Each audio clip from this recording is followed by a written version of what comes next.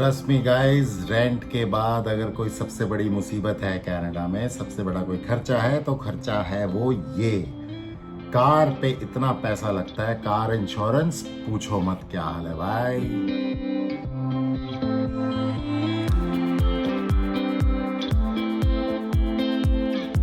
So welcome back to my channel That Talkies। कैसे हैं आप सब? मैं हूं एकदम बढ़िया and I hope the same for you guys।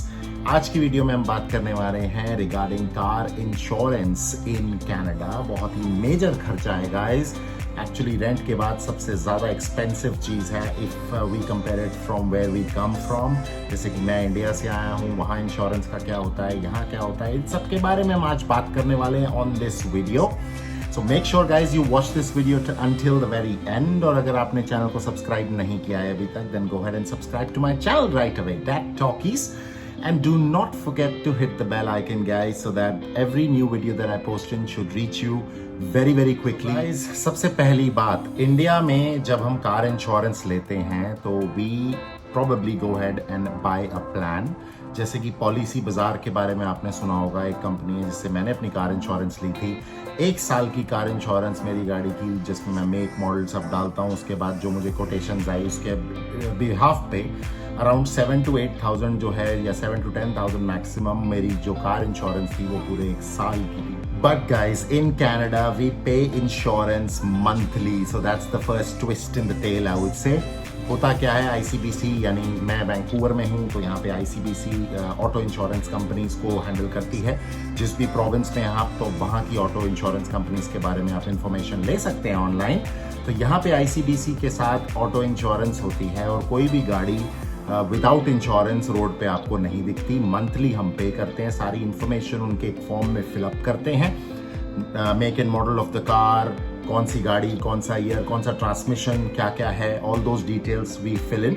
और मंथली एक कोटेशन बन के आती है। जैसे आई पे around $160 for my car insurance every month guys. Now that's the crux, every month, यानी हर महीने मुझे 12 महीने तक कार इंश्योरेंस पे करनी है। अगर 160 है तो आप लगा सकते हैं साहब 12 महीने में कितना हो गया खर्चा सिर्फ इंश्योरेंस का।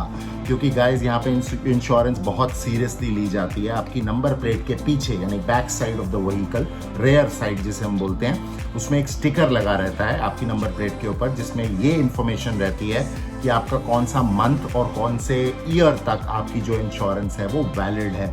नॉर्मली लोग 1 साल की इंश्योरेंस कराते हैं और 1 साल के खत्म होने के बाद आप उसको रिन्यू करते हैं। दिमाग में रखने वाली चीज ये है गाइज, अगर आपके पूरे साल में कोई टिकट्स या चालान होते हैं इन कनाडा, मेक श्योर आप उन्हें अपने टाइम पे करें, सो दैट आप जब इंश्योरेंस को रिन्यू कराने जाएं तो वो टाइमली इंश्योरेंस जो है वो आपकी रिन्यू हो जाए। कुछ भी पेंडिंग ड्यूज होंगे तो आपको उसी समय वो पे करने पड़ेंगे। उसके बिना आपकी गाड़ी जो है इंश्योर्ड नहीं हो पाएगी। और अगर आपको किसी पुलिस गाय ने पकड़ लिया रास्ते में, किसी पुलिस ऑफिसर ने पकड़ लिया रास्ते में, तो वो आपको डेफिनेटली एक हैवी टिकट दे सकता है अगर आपकी गाड़ी इंश्योर्ड नहीं है, और आपका व्हीकल इम्पाउंड भी हो सकता है गाइस।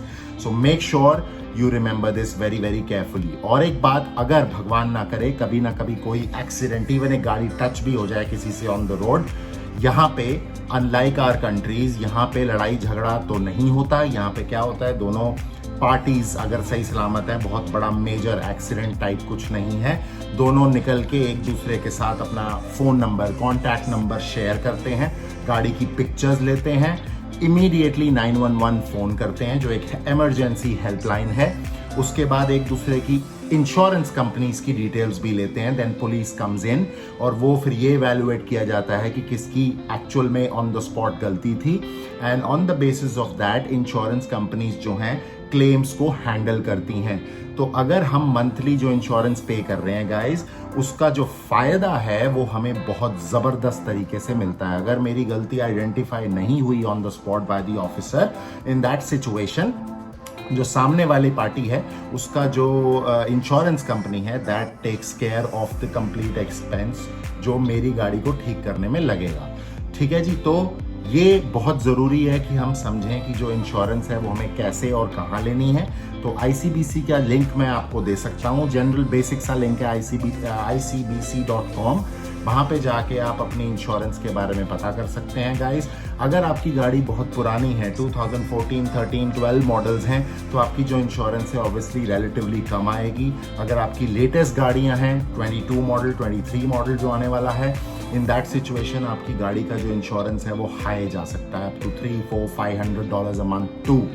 तो ये जो सारी इंफॉर्मेशन है वो इसीलिए है कि आप अपना ध्यान रखें, इंश्योर गाड़ी को जरूर करा लें well in time, so that everything is in place. और एक बात जरूरी बताना चाहूंगा गाइस, क्योंकि यहाँ पे ड्राइवर लाइसेंसिंग के पॉइंट्स मिलते हैं। अगर कोई भी चालान, कोई भी गलती हम ऑन द रोड करते हैं, तो अगर आपके 1, 2, 3, 4 पॉइंट तक बन जाते हैं, तो जितने ज्यादा आपके पॉइंट्स बनते जाएंगे गाइस, उतनी इंश्योरेंस आपकी जो है वो बढ़ती जाएगी। Insurance amount of your vehicle जो है वो बढ़ता जाएगा।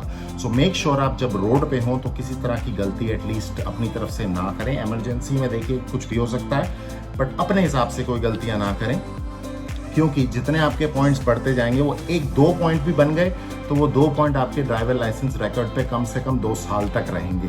तो आपको वो 2 साल तक extra amount on your insurance भरते रहना पड़ेगा, which is going to be very expensive guys. ठीक है, तो ध्यान रखें कि पॉइंट्स को अपने इवेल्युएट करते रहें कि कितने मेरे पॉइंट्स हैं, कितना मेरा इंश्योरेंस जो है वो up and down. On the contrary, like I said, अगर आपके कोई पॉइंट्स नहीं है, कोई आप गलती नहीं है, इन दैट सिचुएशन जो आपकी जैसे से व्हीकल आपका पुराना होता जाता है और आपका रिकॉर्ड अच्छा रहता है, जो आपका इनिशियल इंश्योरेंस अमाउंट है वो कम भी आता रहता है। So it goes vice versa. ठीक है जी, आई होप आपको ये वीडियो काफी इंफॉर्मेटिव लगा होगा। अगर लगा होगा गाइस तो please give it a big thumbs up and do not forget to hit the like button and comment guys. Comment, हो सकता है इन वीडियोस को बनाते हुए हम कुछ पॉइंट्स भूल जाएं, मैं कुछ पॉइंट्स भूल जाऊं, जितने भी क्रिएटर्स हैं उनसे ये गलती हो सकती है।